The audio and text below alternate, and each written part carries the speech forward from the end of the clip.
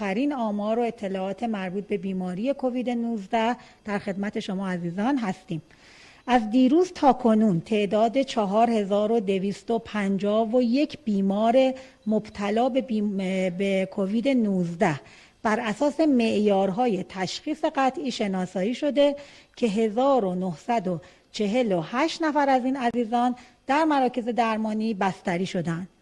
در حال حاضر تعداد 4771 بیمار مبتلا به بیماری کرونا به دلیل شرایط بالینی نامناسب در بخش مراقبت‌های ویژه مراکز درمانی کشور بستری هستند که برایشان آرزوی سلامتی و شفای عاجل داریم. با کمال تأسف طی 24 ساعت گذشته شاهد درگذشت 337 بیمار قطعی مبتلا به کووید 19 در کشور بودیم که برای بازماندگان این عزیزان آرزوی صبر و سلامتی می‌کنیم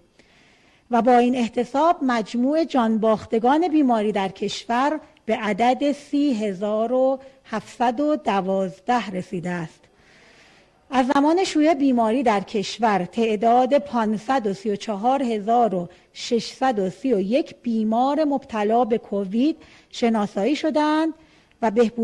بهبود یافتگان بیماری تا کنون 431360 نفر می باشند. هموطنان عزیز، همانطور که شاهد هستید در روزهای اخیر با افزایش بی‌سابقه موارد مرگ و میر ناشی از بیماری روبرو هستیم. وضعیت حال حاضر بیماری در کشورمان نتیجه سهل‌انگاری در رعایت پروتکل‌های بهداشتی، کاهش میزان استفاده از ماسک و همچنین بروز رفتارهای اجتماعی خطرآفرین در هفته‌های گذشته بوده است. فراموش نکنیم که شکست این بیماری مستلزم تقویت وفاق و همدلی و به طور کلی همکاری مردم و مسئولین کلیه دستگاه‌های اجرایی کشور با پرسنل نظام سلامت می باشد.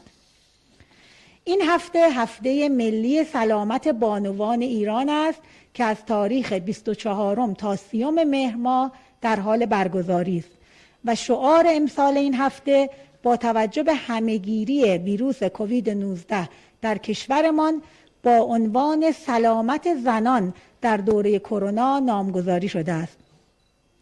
در شرایط حاضر اکثریت کارکنان نظام سلامت کشور از بهورز، مراقب، ماما، پرستار و نیروهای خدماتی تا کادر تخصصی بیمارستانها و مراکز درمانی از زنانی هستند که در این دوران سخت و نفسگیر همهگیری بیماری در خط مقدم مبارزه با ویروس کرونا با مخاطرات جدی سلامت جسم و روان مواجهند و میبایست علیرغم خستگی‌های فراوان رسیدگی به بیماران میان زندگی کاری و شخصی خود تعادل سازنده برقرار نمایند. اگرچه همهگیری ویروس کرونا محدود به جنسیت خاصی نیست، اما جمعیت زنان کشور ظرف 8 ماه شیوع روزافزون بیماری در کشورمان متحمل بخش قابل توجهی از مشکلات مقابله با این ویروس بودند. مراقبت از بیماران مبتلا به کووید 19 در خانواده، رسیدگی به امور تحصیلی فرزندان در شرایط آموزش غیرحضوری مدارس، نقش و اقدامات مؤثر زنان در کاهش استرس اعضای خانواده در دوران همهگیری بیماری، مشکلات مراقبت‌های لازم در زنان باردار و مراقبت‌های مورد نیاز در دوران پس از زایمان، مشکلات زنان سرپرست خانوار و زنان بدسرپرست و مشکلات ناشی از فشارهای اقتصادی برگرفته از اعمال محدودیت‌ها گویای این واقعیت است که در این دوران بحرانی لزوم توجه هرچه بیشتر